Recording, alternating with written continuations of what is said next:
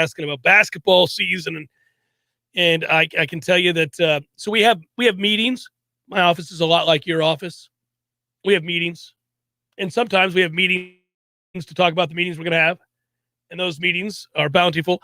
Now, oftentimes instructive as well. But the meeting was about in the coming weeks planning out our strategy for covering Florida State basketball, and I think everybody in the meeting, or at least that was in the Zoom, went, "Yeah, all right, let's get all that basketball coverage. Let's get to. Can we start now? Can we start covering basketball now? I'll give Ham a ring in the next hour, and we'll get him on. We'll start talking about what this team's going to look like. I know the schedule's out. Let's go. Little W's and L's for the schedule, the whole deal." I was going to ask, do you want to do W's and L's today, maybe in the second hour for the basketball No, season? I do not. Okay. No. I tried, folks. Whoo! Well, I don't know where you start. It's an unmitigated disaster.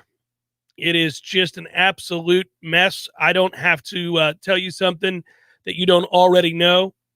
I am not going to chide you with the conversation about this is good, we got this to grow on. Nope, they are a mess.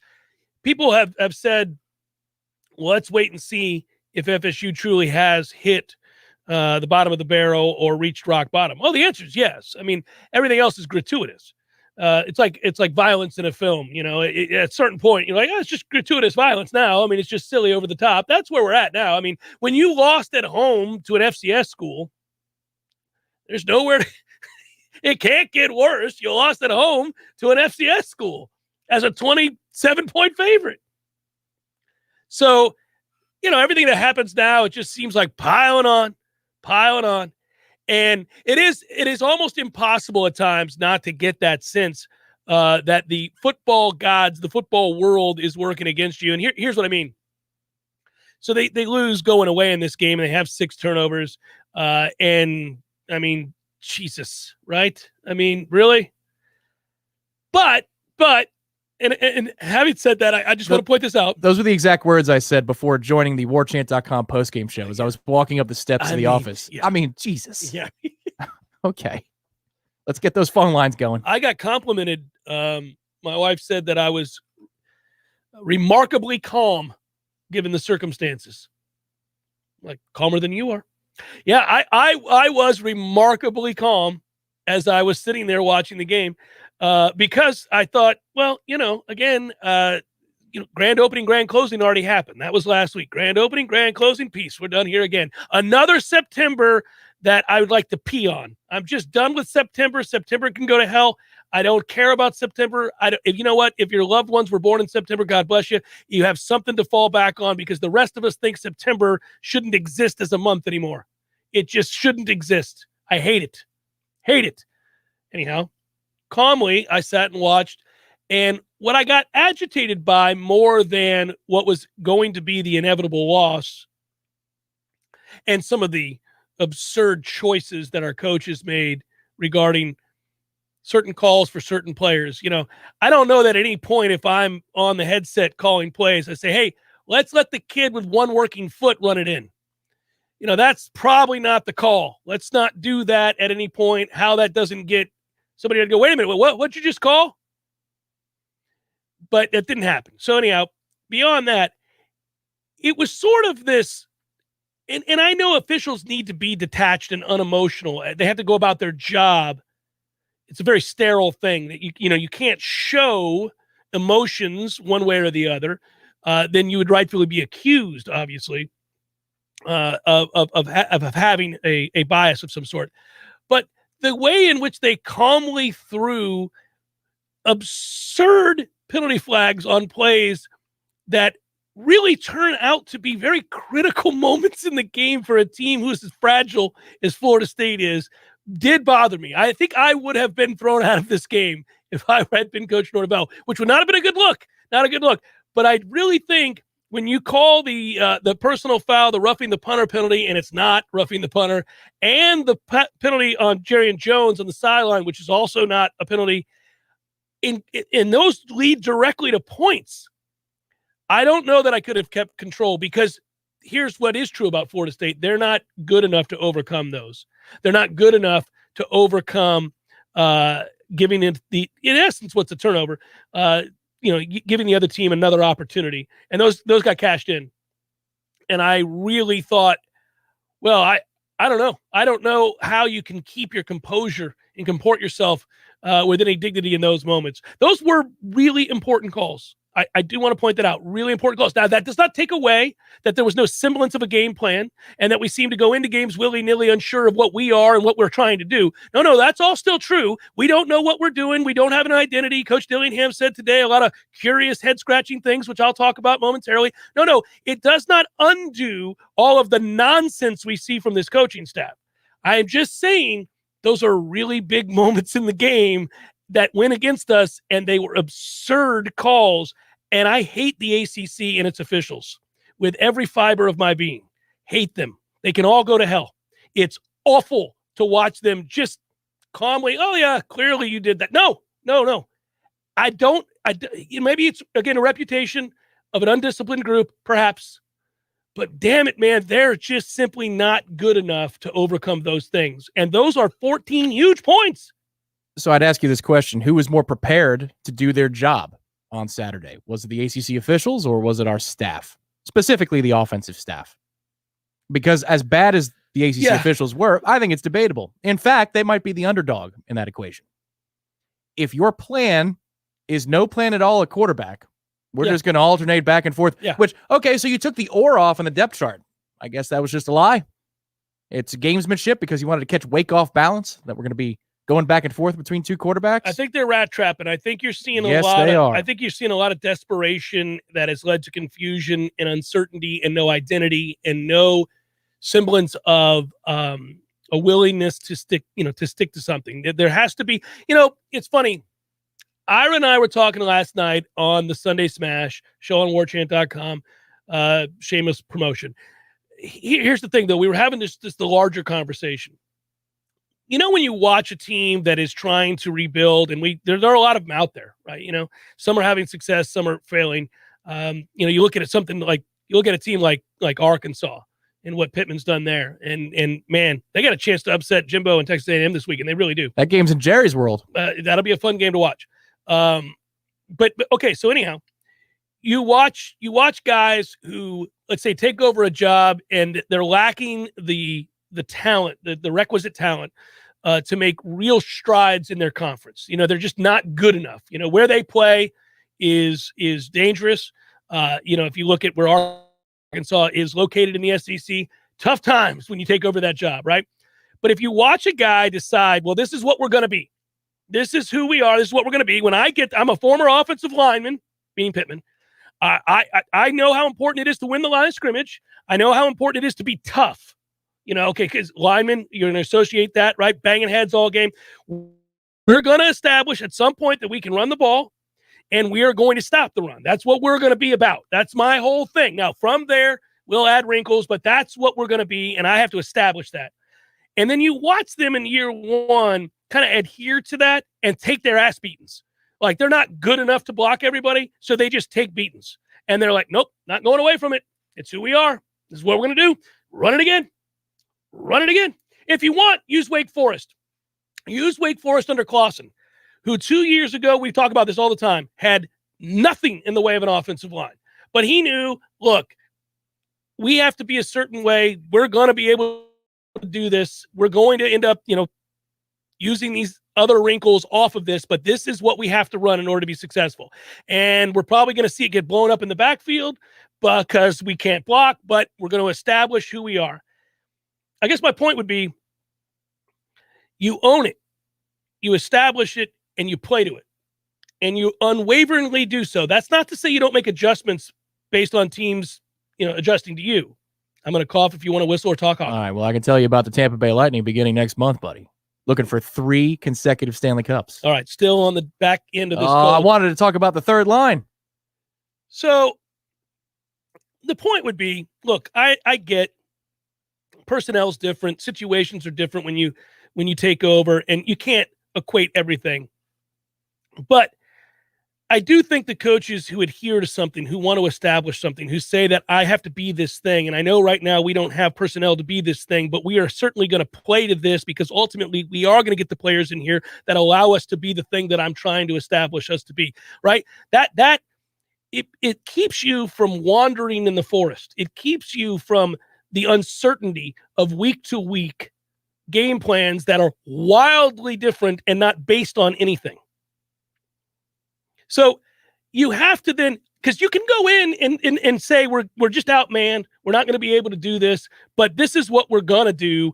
And at some point we will be able to do this, and it establishes toughness. It also, you play to strengths. At that point, you're playing to something. You're playing to a strength. If you rep that enough, it becomes a strength. It's what you are. And I think that Florida State, my guess is maybe, perhaps, with the coaching staff, they knew this offensive line wasn't very good. They knew that long term, they don't want to run the offense that they would have to run with Jordan Travis. The run around offense, just like, just hope you can make some plays out there. That's not what they want to do, right? That's not what they want to be. It doesn't look like that's what Jordan Travis wants to do anymore either. We'll get to that in a moment too. Okay. So at some point they said, if we can get McKenzie Milton and get him in here, we might have some semblance of a drop back pass game.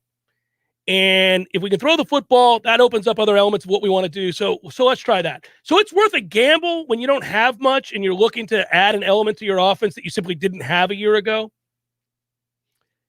Because long-term, having that element gives you a better chance in more games to win them. Okay. But it also is a risk, because if he comes in and he's not healthy and he can't give it a go and you can't rep it and he's not there for install and you have problems blocking it up,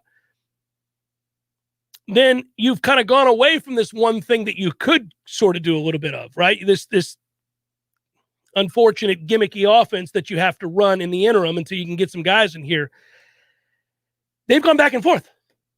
They just said today that their plan was to alternate quarterbacks with very different skill sets, although they're starting to liken one another because Jordan Travis is not the runner he was a year ago. Not at all. Not even close. They don't have anything they can hang their hat on. They don't have any one thing they can hang their hat on, save for, I think, trying, maybe hoping against hope, trying to give the ball to Ward and Corbin, and then doing something off of that. Whatever wrinkles you can run off of that. I would adhere to that, because you don't have much else, if anything. Yeah, I'm going to posit that you could have won that football game on Saturday if you did stick to that, instead of trying to figure out this willy-nilly stuff. And I want to use the term willy-nilly because it's starting to remind me of the previous head coach. The lack of consistency in the plan. There's no development. Like, what is the long-term goal of what this offense is supposed to look like? And there are no action steps to get you there. Wake Forest was running for much of this game 6-man boxes, daring us to run the football. And you know what? You could have. And you could. And you could have. You actually had Old Dominion did. Yes. You actually had success running the football when you chose to run it. That game plan made less than no sense. And what's alarming to me is, for as buttoned up as this operation is behind the scenes, and it's true, that is verifiable. It is true that it is. If you're doing all the right things behind the scenes and you still look like Willie did, well, then what does that mean about your meetings, the general philosophy meetings that you have as an offense? I get the defense. We could talk about that too. But to me, the headliner this weekend was, what the hell was that on offense? Because this is not a good Wake Forest team. You had to try hard. You had to do a lot of things wrong to lose by 21 to Wake. Well, you had to commit 6 turnovers, and you had to be absolutely abysmal yet again in the red zone, which is an area they have real problems in. I mean, because again, you can't put the field shortens and you can't push people off the ball. So you can't enforce what you want to do on the ground. You become very, very predictable. And I think that's going to be a problem for them all year long. That really is. Now they did, the trip set over to the right side where they hit Pokey. Yeah, Pokey. Okay. That's an in-breaking route. That was a nice, that exists. You can run slants. I thought I was going to pass out. I did too. So here's what I don't want to do, because we can all pick any number of sequences throughout this game in which either the play calling was scattershot or there was a lack of a cohesive plan to point to here. There's ample evidence through 3 games that this team and this coaching staff, most importantly, gets frazzled and desperate and is reaching for straws. That's not good. It's a damning thing to say about a coaching staff, and it's a damning thing to say about this particular coaching staff. I mean, that they've probably lost whatever confidence the fan base had in them. I think that's all gone, right? That's all used up through 3 games. Yeah, one thing we talked about in the pre-show meeting is I was lauding this fan base for being mature enough to handle the idea of a rebuild. We didn't for a long time, but maybe it's just through pure submission because we've been through this run for 5 years where Septembers have been just the apocalypse month.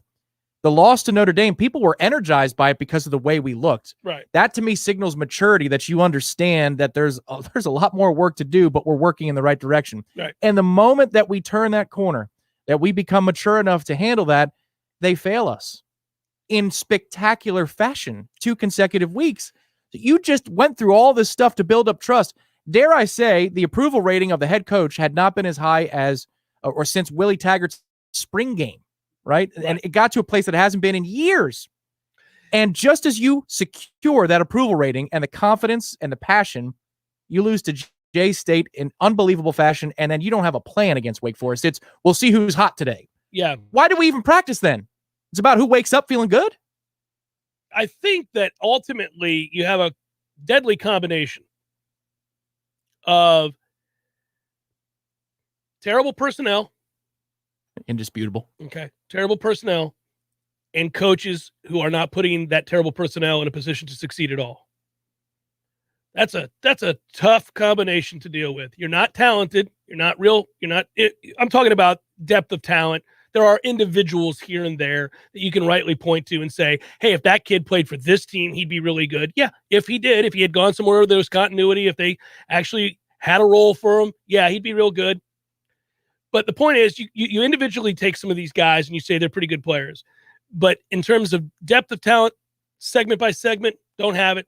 I don't think you have much in the way of a quarterback anywhere on the roster. I don't think any of those quarterbacks can play. So that's problematic. I mean, hurts not to have a quarterback. That hurts your chances to win football games. I don't really think they have much of a quarterback. I believe that Jordan Travis is a lesser version of what he was a year ago, which was limited to begin with. He doesn't seem to show a real desire to run the ball right now because he knows that if he does, he's going to get hurt because he always gets hurt. Now, that's not a character flaw. That's not to rip him as a person. That's not to say that he's not trying. But the reality is he gets hurt all the damn time.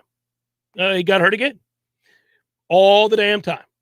Sucks. Some people's bodies betray them. His betrays him hourly. So this is problematic, okay? McKenzie,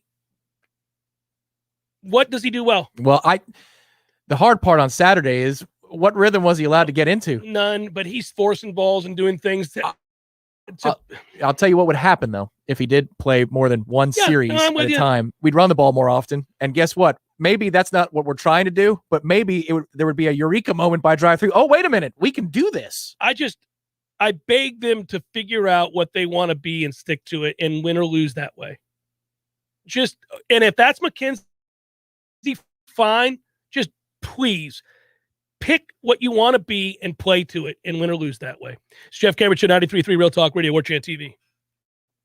Hey, Nole fans, our partner ISF Inc. is a national management and IT consulting firm located right here in Tallahassee, Florida, solving the future for state governments through strategy, process, and technology. As a trusted advisor for state government, including public health and emergency response agencies, our friends at ISF recognize September as National Preparedness Month and want to help you be safe this hurricane season. Visit ISF.com to learn more and download your emergency preparedness plan today. ISF, solving the future. Applications, onboarding, payroll, termination. Business owners and managers, these are the processes that take away too much time from what you do best. But what if there was a locally owned, responsive solution that would charge you a fraction of the big national payroll companies? Sound too good to be true? It's not. North Florida Payroll Services is Tallahassee owned for nearly 15 years. And in that time, their prices have never changed. The reason North Florida Payroll Services can do that? Exceptional customer service that constantly evolves with the latest technology. From application to termination, for turnkey service for your payroll and HR services, trust a Tallahassee expert and save yourself time and money. North Florida Payroll Services. Online at northfloridapayroll.com. This is an insurance market alert from Barbara at Faircloth Insurance in Tallahassee. A few months ago, I asked you to contact your legislators to help stop the skyrocketing property insurance rates in Florida. Other states average 2 lawsuits per day on property insurance claims. Florida has 384 per day. The property owners of Florida are being taken advantage of, but it is not by the insurance companies. The companies are paying out 10 times the cost of a claim or more that would have been paid anyway. People are canvassing neighborhoods, knocking on doors, suggesting that the property owner may have some damage. The property owner innocently signs something that turns all control of any claim settlement to an attorney that becomes the person designated to get the claim check and who controls the disbursement of the claim payment. If we want these rates to go down, we must reach out to our legislators and let them know how unaffordable home insurance has become and that we want them to support reform that will fix the issues. This has been an insurance market alert from Barbara at Faircloth Insurance in Tallahassee. Hey, it's Greg Tish, and I want to tell you about our new segment, Real Law. If you have questions about a legal problem in your life, ask a real lawyer. Tune in every Wednesday at 8 a.m. for Real Law with Chris Dunn, right here on Real Talk 93.3. Barry knows cool. He's keeping you comfortable. Barry knows cool. You can put him to the test. This is Tyler from Barano Heating and Air. This summer, you can save money and stay comfortable. Ask about our annual service agreement with no overtime charges ever. At Barano Heating and Air, we're always there for you. Online at baranoac.com. Keeping you comfortable.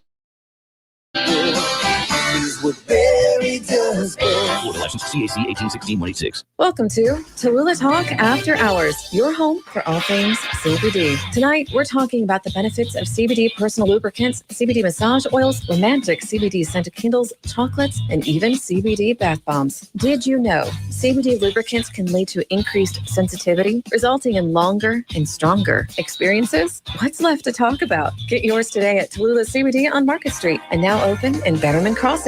Thanks for listening to Tallulah Talk After Hours. We all want more energy, more strength, more results. Well, welcome to Orange Theory Fitness as you take a step towards feeling more alive today. Backed by science, Orange Theory's heart rate monitored workout is scientifically designed to keep heart rates in a target zone, spiking metabolism and increasing energy. Orange Theory Fitness is a one-of-a-kind group personal training workout resulting in more energy, visible toning, and extra calorie burn for up to 36 hours. Experience a more vibrant life today with Orange Theory Fitness. To find out more, go to orangetheoryfitness.com. The Jeff Cameron Show, brought to you by Orange Theory Fitness. 2 Tallahassee locations, Midtown on Thomasville Road and Northside in the Village Common Shopping Center. Online at orangetheoryfitness.com.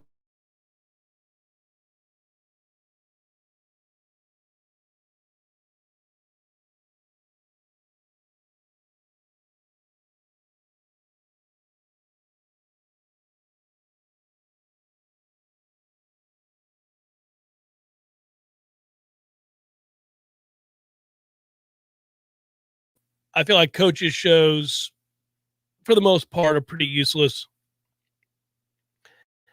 A coach is, listen, when you're paid as well as they're paid, nobody's going to, feel sorry for guys that have to go to and sit down and do coaches' shows. But I always thought it was a no-win situation because if you do a coaches' show after a win, it's a lot of fluff. You're just going to talk about, the big plays and all of that. It's a lot of fun. Everybody sings Kumbaya. But if you have to do a coach's show after a loss, there's only so much that you can really reveal. A lot of that stuff you're going to keep in-house. You're not going to say on the coach's show. The coach's show. And the coach's show is meant to be positive. I mean, you're spinning everything. Anybody who's tuned into a coach's show is diehard.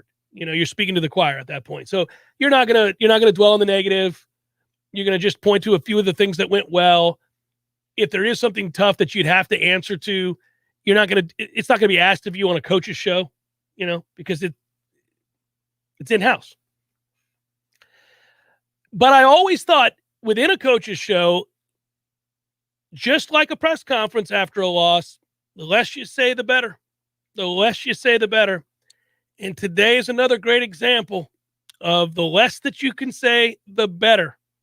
And I appreciate a willingness for all coaches to take to the dais or stand before the assembled press and answer questions when things are going poorly. Coaches love to do these things when everything's going well. It's an opportunity in a lot of ways to brag on the job you're doing, your staff is doing, and certainly an opportunity, and I think this part of it's wholesome, to brag on the players who are making plays and sacrificing and making you look good.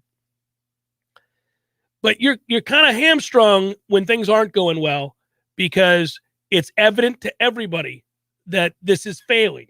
You know, I remember Brady Hoke, I'd made the joke, it's lasted for a long time. Well, I love our running game. And, you know, they're 1-5 at the time, and he's muttering things about the running game. You're just serving up one-liners that are going to be used to make fun of you. Or you're revealing things, worse yet, that suggest you don't know what you're talking about or that you're overwhelmed. And, you know, it didn't take long for Coach Dillingham's comments today to be brought to social media and to message boards and to wherever it is you consume your Florida State athletics. My man telling everybody that they didn't prepare well enough for the look that Wake Forest gave them on defense because it's not what Wake Forest had shown prior to our game against them. It's not a good look. No, and what that does is it ties it straight back to Mike, not just because everything falls on the head coach. That's of course true, but you know, when Kenny first took the job and said we are of the same mind, I could be in my own room looking at film, and then I walk into Mike's office and we compare notes, and the notes are exactly the same 9 times out of 10. Well, that all sounds fun when you know the band gets together, but now, a day like today, I wasn't prepared for the look, because that's what you're saying. I didn't know what to do. That's what he said. And if you're of the same mind as Mike, well, that means that Mike doesn't know what to do. When you compared notes, you didn't know what to do. Okay, so I'm going to do the thing that I do every week these days, which is go inside the post-game Q&A and judge the exasperation from our head coach when certain questions seem to reveal or at the very least pierce the soul because he knows that was unacceptable.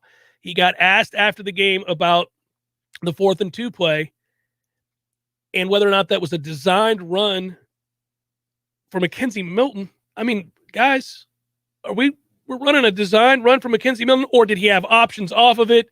He was asked that question. That answer kind of made me laugh.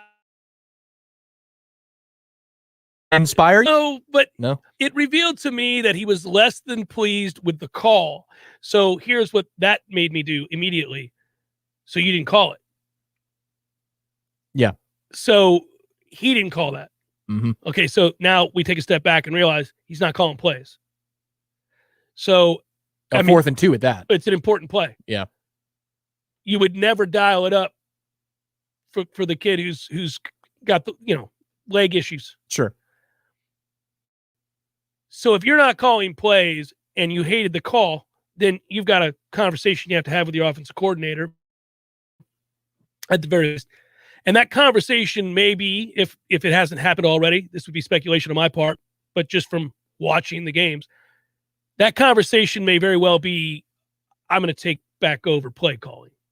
I mean, it doesn't, you know, I mean, it doesn't take a genius to figure out at that point. It's not the first time that his answer or his facial expression revealed that he was dissatisfied with something a staff member of his did situationally. And Florida State's been awful situationally. So I think this gets to be where we hearken back to when Jimbo Fisher was trying to build the program back to a place where it could compete at the highest level. And they didn't have the personnel, and he had hired a bunch of recruiters, in essence. So a lot of guys that could really recruit and get me some grown-ass men, quote unquote. But that meant, as a tactician, he had to do everything. He had to be very involved in every other aspect of what they were doing, probably more than one would want, because that is an all-consuming 20-hour-a-day, every day function at that point. And we commented at that time, oh, my God, either Florida State's going to get good or Jimbo Fisher's going to die. which comes first? When can he, when can he, and it worked out. But he looked like death every day. He did, yes. He never looked like he got an ounce of sleep. He wasn't taking care of himself. And it was because he had to be hands-on in every single facet of his program. Yeah, we were very happy for it. Well, right. Yeah, go ahead. Run yourself into the ground. It led to the program getting to where it needed to be sooner rather than later. But also, when it's your ass in the jackpot, when things aren't going well, and right now this is again an unmitigated disaster. When things aren't going well, and you're the head man.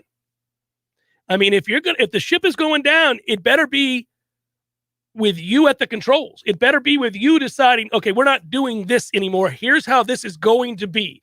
I'm calling plays. Everything goes through me. Offense, defense, special teams, everything goes through me. That's it. That's all. You guys stand down because in situations, you're killing us. Yeah, if I were him, I would strap a button to my chest. You could even make a logo out of it. It looks like the Superman logo, but it's got an M instead of an S. Because think about this now. If you're Mike, and let's just say, let's argue that he's competent enough to veto in the first place, because I'm not sure he is. Now you've called it into question because we've got like 5 examples this season alone in the last 10 days. You've got the Jacksonville State end of game situation. They call one robber or 2-man under, whatever it was not the right call. You could go all the way back to week 1, 3rd and 17 with the all-out blitz against the screen. Yeah. You've got a 4th and goal with a fade against Jacksonville State. The decision to even go for it there, 4th and goal from the 3. And now you've got one-legged McKenzie Milton on a 4th and 2. So you need to have a giant button on your chest so the world can see when you slap that button and you call in on the headset and say, don't call timeouts in case we have a dumbass call from the box or from the sideline, because I'm going to need to change those calls. That's what we're saving our timeouts for. The veto power has always been his. That's where I get concerned. That's every head coach. Sure. So you're not alert after the 3rd and 17 that maybe, you might want to manage an end of a game situation, or you're not alert after a fade on 4th and goal from the 3. I don't care that it should have been a catch, whatever. Like that's your call. That's your best play in that circumstance. If it happens again, now it's really on you. Fool me once. He's been fooled more than once already. Yeah. Like, what are we doing? I think, again, the 4th and 2 call where Milton is carrying the football, or to have him run a sneak because they haven't practiced that. Oh, totally. I thought they haven't practiced. They can't physically practice that. He can't do that. So super slow motion as the play's happening. I'm like, oh, nice. It's a jab step. He's going to pull back and throw it over their heads. That's what I thought. And he just continued to run. I was like, oh, wait a minute. No, he's just going. He's going for it. Yeah, no, not even close, by the way. And it was never going to be close. The goal line thing I don't have a problem with because that's McKenzie trying to get ahead of the Wake Forest defensive line that was not set. That's what he's trying to do. He's going on his own. That's not a call. That's McKenzie acting on his own, trying to make a play, and he ends up, like everything else that happens to Florida State, it turns into an unmitigated disaster. It's the 4th together. I saw some people doing that. There's your 2 completely different situations. But my God, sirs, please. Yeah, and also, so what we do now is, rather than, again, it is fun initially, certainly to reveal to folks that, we're all watching this very, very closely, and we're watching this in awe. And by awe, I mean horrific awe. But it's not worth your time right now to argue about a play call. It's not worth your time to argue about a defensive set. Although you could certainly spend a lot of time doing that. There's ample evidence to argue any number of moments in games in which you say, what are you doing? Okay, but that's firmly established. They're not sure. So that's not good. Now it's about what steps can be taken moving forward, and what are we looking for moving forward to get something going in the right direction before this season ends. What can you do to salvage anything of this recruiting class? Because that is going to go a long way in saving your ass. Because they're not firing him at the end of this year. Now, coordinators may be gone. He may make changes. We'll see. That's up to him. But he's not going anywhere. So you are, from this point forward, trying to find something to fall back on that gives you an identity that you can build off of, that can keep recruits in place, that can perhaps attract certain other recruits to the program, and that can give you a better feeling about Florida State football moving forward. There's minimal goals.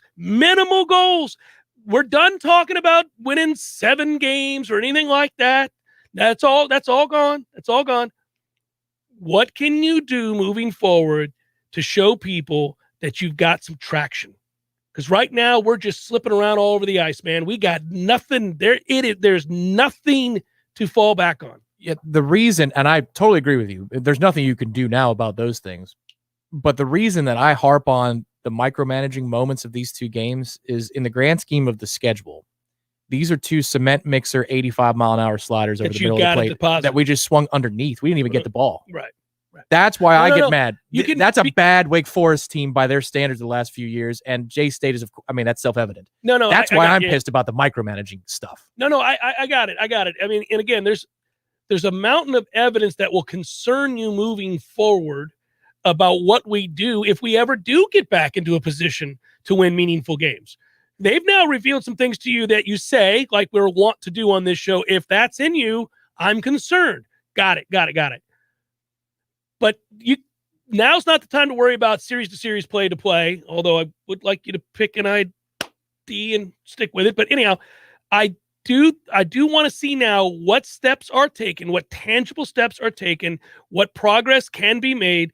When do we begin to see evidence of it, if at all, during the remainder of this season? There are still 9 games to play. You cannot just mail them all in. You cannot just say we're playing for next year. You have got to get better every day, every week, even in losses, which no doubt are coming, lots of them. But can you show those signs that you are gaining traction in some way? I know we got to go to break. I do not disagree with him when he says that they are teaching those kids and they believe in the right things. Okay, in terms of life lessons, work ethic, togetherness, bonding, buy-in, heart, toughness. I don't think they quit. They didn't quit on Saturday. I didn't see them quit. I watched very closely. You texted me, quit watch. And I said, I agree. And we watched. There wasn't any quitting. No, there might be a couple of examples. There's a moment here or there, but the team did not quit on Saturday. Correct. They didn't quit. And nobody respects anybody who quits anyhow. Don't bitch out like that. Go play football. And hopefully they will. That better be. That's bare minimum. They better. But I didn't see them quit. Show me some traction. Show me something, because the bar is so low right now. The bar is so low. You have got to give people anything, crumbs, anything to believe in before you can get something of more substance to look ahead to. Right now, there's nothing to latch onto. No, they're shook. There's nothing. Like, Jermaine Johnson is my favorite player on this football team. I like watching him. You want me to say something positive? I like watching that guy play football. He plays hard. He plays tough. He's smart. He's athletic. He's going to go play in the league. He's a leader. Jermaine Johnson. There you go. That's what I got for you. I like watching Jermaine Johnson play. Anything else? I like Trayshawn Ward a lot. Oh, okay. All right. And I like Corbin, and he shouldn't have been pulled just because he fumbled, which was awful bad luck and poor timing. But nonetheless. Also shows panic. It does. It does show not panic. In Corbin. And right. Not in Corbin. It just shows total panic. I agree. Just give me something that is evidence of any kind of traction whatsoever. Exhale, you got nothing. You can't get any worse. You're 0-3. You lost at home to an FCS school. It can't. Everybody, exhale. I'm not talking about the fan base. I'm talking about the coaching staff. Get it together. You can't go any lower than you are. There's nothing left to prevent. Nobody believes in you. Nobody believes in you. This entire fan base thinks you guys are a joke right now. Don't worry about all of that. You have to care what the players think, and you have to care about getting better, each hour. Are they going to be better at 2 p.m. to 3 p.m. today? Is there something that's better today? Hey, you know what? Everybody went to class today, and the macaroni was good. Everybody feel good about the macaroni? The macaroni was delicious. I thought so too. All right. What's going to happen at 3 o'clock? Anything good at 3 o'clock? Well, Johnny's going to stretch. All right. Make sure he stretches well. Make sure he's stretched out, ready to go. Does anybody need a boot?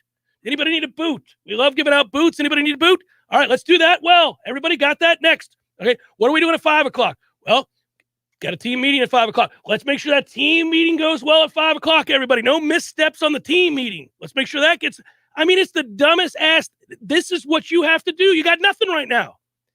It's Jeff Cameron Show, Real Talk Radio, 93.3 and Warchant TV.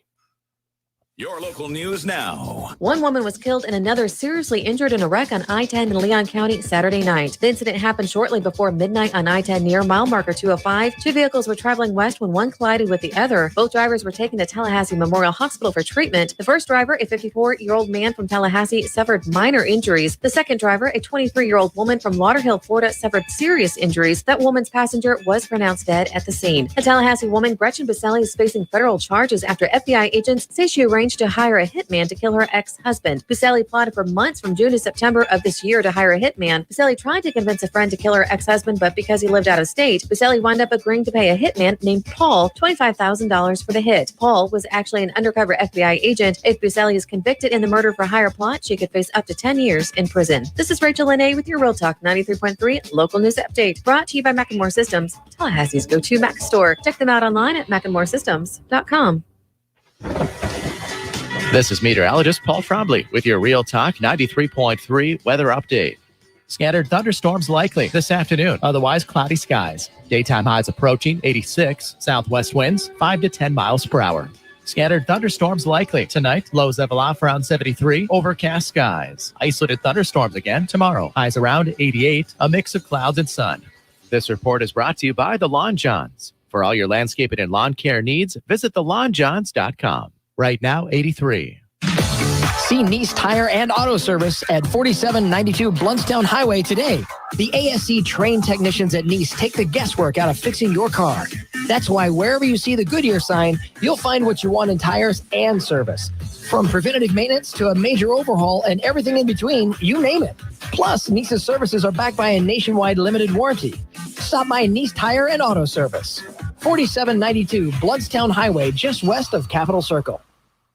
We all want more energy, more strength, more results. Well, welcome to Orange Theory Fitness as you take a step towards feeling more alive today. Backed by science, Orange Theory's heart rate monitored workout is scientifically designed to keep heart rates in a target zone, spiking metabolism and increasing energy. Orange Theory Fitness is a one-of-a-kind group personal training workout resulting in more energy, visible toning, and extra calorie burn for up to 36 hours. Experience a more vibrant life today with Orange Theory Fitness. To find out more, go to orangetheoryfitness.com.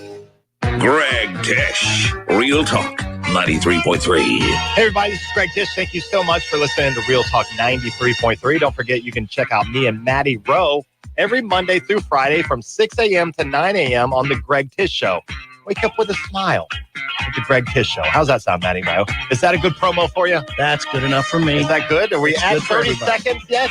Right about now. The Greg Tish Show, Monday through Friday, 6 to 9 a.m., only on Real Talk 93.3.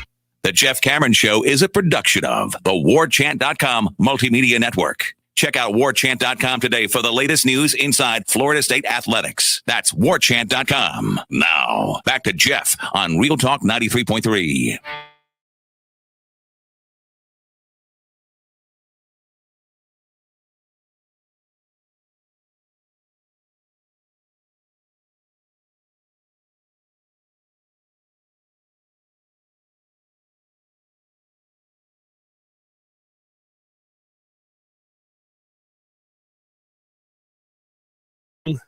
With a diatribe that could have lasted 2 hours. I quickly want to do this, though. It's a chance to once again gloat. Tom, if you would throw up on the StreamYard feed there on the Warchant TV feed my picks from the weekend, if only because they continue to win, and that's something to be positive about today. We had the over 58.5 on Alabama and Florida, got to 60. That worked out. That's a win. Auburn and Penn State under 53. That stayed under. That is another win. We got the Kansas State Iowa game under 56.5. That also became a win and stayed under easily. I told you Utah State would not only be in the game against Air Force, they were getting 8.5. They won the game outright. That's another win for yours truly. I lost the Florida State Wake Forest game. I took Florida State getting 5.5, but I did play the under as well. I don't get credit for that on this particular card. I do in my real life. So that was a split for me there. Miami dead wrong about that. Happy to be wrong. Good to see them get bludgeoned. They too are on quit watch. That's good to watch. See Miami just get out physicaled at home, have the ball run down their throat, look like ass. That's beautiful. But I lost that game. They have the Broncos -6 against the Jags in the NFL. That's an easy cover there. Got the win there. Had the Dolphins dead wrong. They got pounded, brutalized. The Bills bounced back in a big way. So if you're a Bills fan, you get to tease me.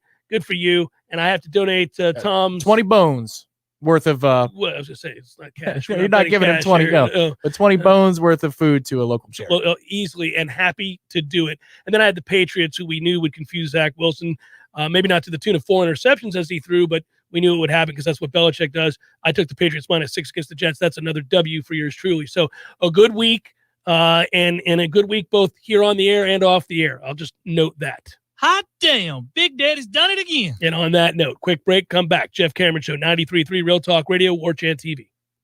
If you know me, you know how I feel about supporting local. You also know that I love dad jokes. So it really bugs me when somebody I know calls anyone other than Paul's Termite and Pest Control. This year marks 50 years that Paul's has been servicing our community as a family-owned business. That really means something. All treatment decisions are made right here, not some corporate headquarters 100 miles away, but right here. Local knowledge means they know exactly when and how to beat certain issues that are unique to our region. All decisions about North Florida made by North Floridians, and being local doesn't always mean small. Paul's is the largest locally owned termite, pest, and lawn company in the region, but you'll always get the small town treatment and quick service also. Paul's offers a same-day treatment guarantee if you call by noon. If you see something in the morning that's not supposed to be in your house, call Paul's and they'll get them all that same afternoon. It's that easy. For the elimination of termites or any other pests, and for a greener lawn too, visit callpauls.com. Hi, this is Justin Colvin, founder of the Medicare Help Desk. I routinely speak to seniors who are overwhelmed by the multitude of coverage options available to them. That's why I created the Medicare Help Desk radio show. Tune in every Sunday at 11:30 a.m., where I provide clear answers to all your questions about Medicare. When the forgotten poor are in need of healing, they wait for a ship unlike any other. Mercy Ships, a floating hospital staffed by volunteers, heroes of mercy who donate their time to save lives. Every human has the right to have a place at the table of the human race. If you could just see the smiles that you get when lives have been changed, then it would make it all worth it. To learn more about Heroes of Mercy, go to mercyships.org. You went online to switch your car insurance to Progressive so you could save money. But then you saw a friend request from an old summer camp buddy. And now here you are, clicking through photos of his kickball team from 2011. Looks like they won the championship that year. Then he moved to Tulsa.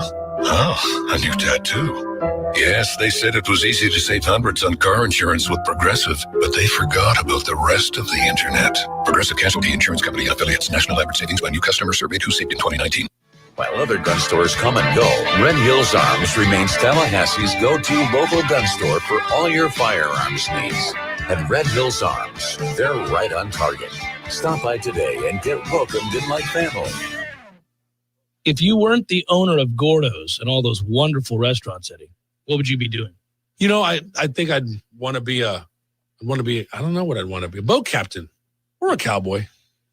You know how to use a lasso? No. You'd have to do that if you were a cowboy. Yeah, but I've never even been on a horse. It's not my place to be on a horse. I agree. And the horse thanks you. Gordo's, bringing the flavor and flair of Cuban food to Tallahassee since 1996. The Jeff Cameron Show, brought to you by Orange Theory Fitness. 2 Tallahassee locations, Midtown on Thomasville Road and Northside in the Village Common Shopping Center. Online at orangetheoryfitness.com.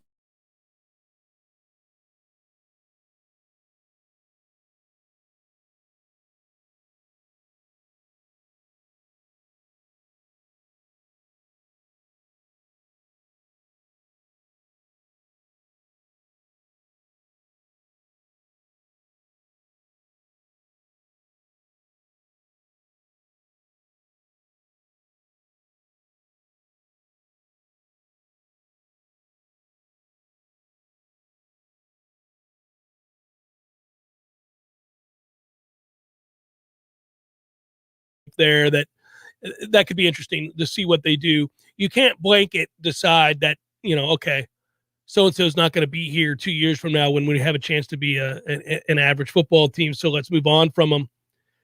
GMs do that in baseball over 162 game season with paid players, but you really can't do that here, especially when each year you're going to have to utilize the transfer portal to your benefit. You can't have a track record of enticing guys to come and play for your program and commit to playing for you, and then when things go south, decide that they're no longer needed. That you will not be able to win over the services of future transfer portal players in that way. Now, there are guys you can move away from, and I think there are areas where you should think about it. But I think you may see some younger players get more time in that secondary. A guy I feel bad for, and I know the fan base doesn't want to hear this right now, I feel bad for Brownlee. I think that there's a decent player in there, and it hasn't come out. If you think about what he can't do, and there are things he cannot do, I understand that, and this is where coaching really matters. You got to put kids in the position to succeed. He can't be on an island like he's Dion. I mean, that's not who he is. He's not going to be able to do that. Not if there are blow-bys by Wake Forest and others. Yes. No, he can't. Jacksonville State. He can't do that. But you would like to clone his effort. I mean, I don't think that kid quits at all. I don't think that kid doesn't try hard. I think if you go back and watch that game, he's trying hard. He's just not good enough in a lot of circumstances. There's a whole lot of not good enough out there. We understand that. But understanding what they can and can't do is important. Yeah, that would be where it begins and ends with the defensive criticism at this point, right? Is like understanding those basic things and trying to scheme around it as much as possible. Like with the offense, the questions I think are so much more fundamental. In a weird way, defensively, I think they have improved in some things. It's just out of nowhere, you see a random ass call and you're like, I don't understand how you're aligned that way, how that call comes in from the sideline. Like you were asking after the Jacksonville State game, that had to be signaled in wrong. Are you less apt to believe that now after some of the other pieces of evidence you've seen? I guess. I mean, I don't think they were in one robber. I intentionally. Maybe. I don't know. Maybe. I mean, you got to wonder at this point. You do. They don't get the benefit of the doubt. Nope. So Perry brought this up, and I want to answer it because we just got done talking about what's left. Well, they're going to play the rest of these games. You can't not show up. They're going to play this one on Saturday. And he asked Jeff and Tom, in 76, they lost 3 of the first games and won 5 of the last 7 in 10-2 the following year. What's the odds of that happening this time?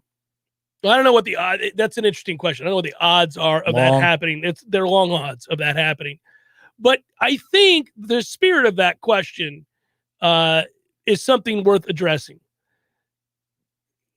Are there things that they can do to give themselves the best possible chance to win some football games? And can they do that in succession, week in and week out, say over the next 2 weeks?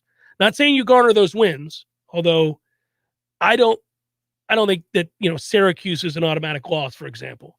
I'm not even sure that Louisville's an automatic loss for an answer. I know that on its face, that sounds absurd after the way we've played through the 3 games. But the point is, if you identify what you want to be and you play to it, and you don't panic, and you create an identity, understanding it may not be good enough, maybe that you lose games anyhow, but you have something to fall back on and believe in, and you coach it up in that way of that, consistency, right? And then you play good defense, let's just say, because we actually aren't as mad at the defense as a lot of people are. I actually think the defense, while not good and has its moments that make you blink, I think by and large has improved greatly. They play more physically. They play physically in a way that they didn't a year ago. For the most part, they're coordinated and aligned. Yeah.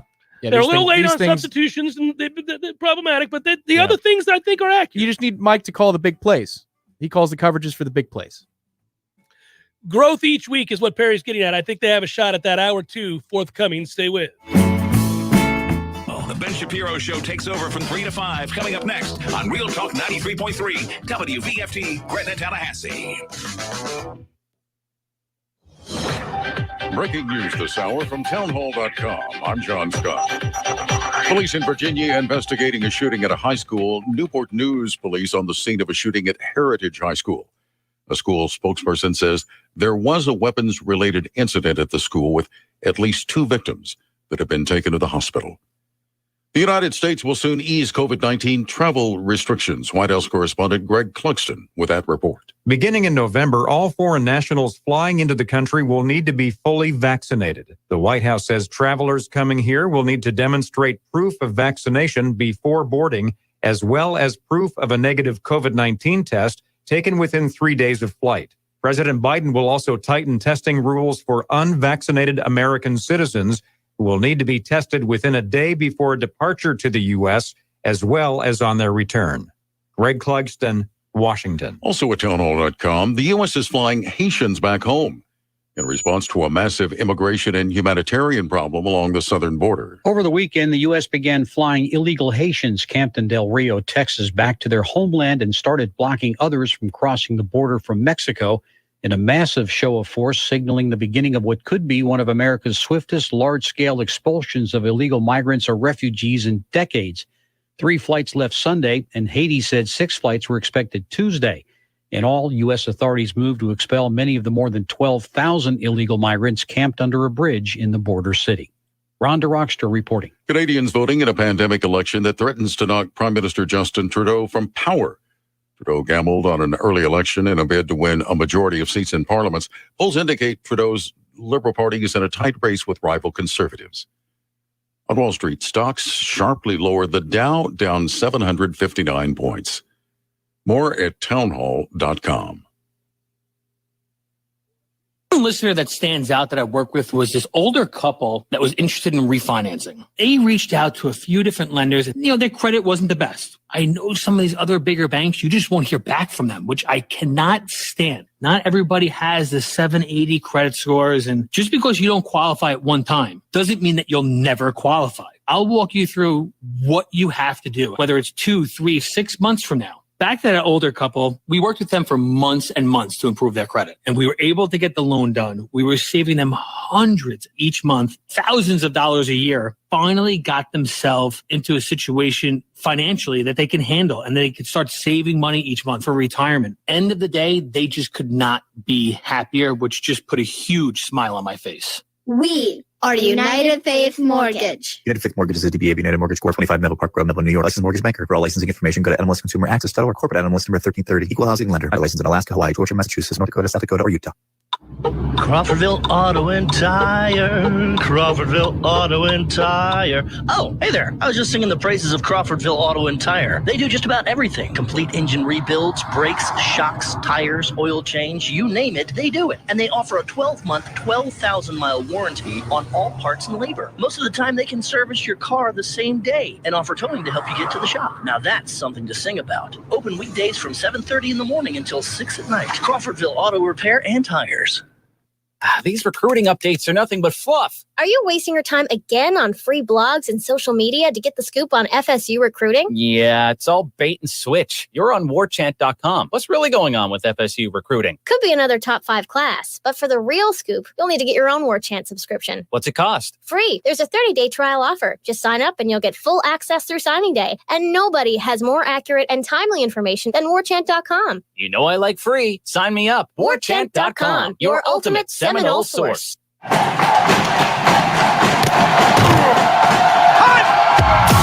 Broadcasting live from Florida's capital city, this is the Jeff Cameron Show, brought to you by Orange Theory Fitness on Real Talk 93.3. Now, stop what you're doing and listen closely. It's time for the Jeff Cameron Show in 5, 4, 3, 2, 1.